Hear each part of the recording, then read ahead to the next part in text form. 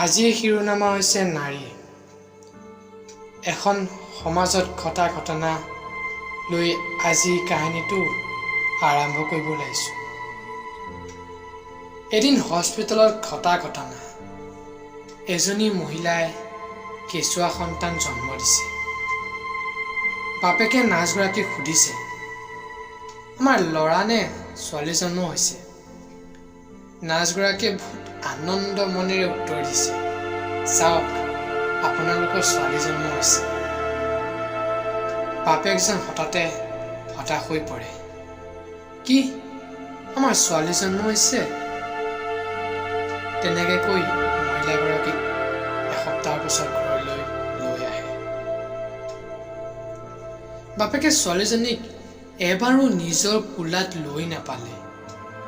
ছোৱালী কি ইমানেই বেয়া নেকি? ছোৱালী কি সমাজত পৰিচয় নাই নেকি? লাহে লাহে বাপেকে ছোৱালীজনীক গুৰুত্ব নিদিয়া হ'ল।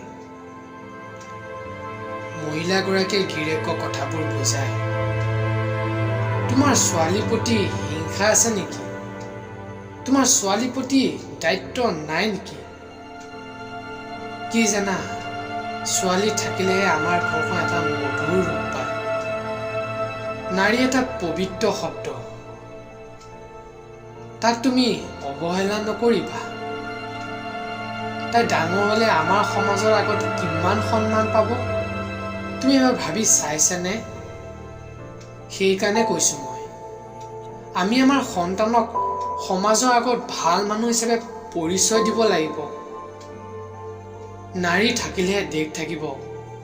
নাৰী বচোৱা আমাৰ কৰ্তব্য নহয়, দায়িত্বহে। পিছত গিৰিয়েকে ঘৈণীয়েকৰ পৰা ক্ষমা খুজিলে। তাই ডাঙৰ হ'লে মই ভাল মানুহ কৰাম।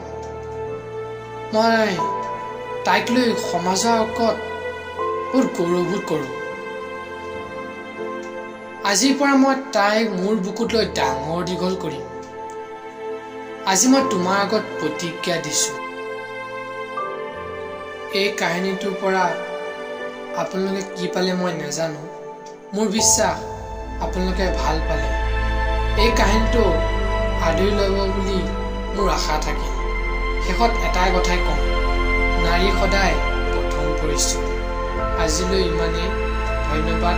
সকলোৱে যদি ভাল পায় শ্বেয়াৰ কৰি দিব।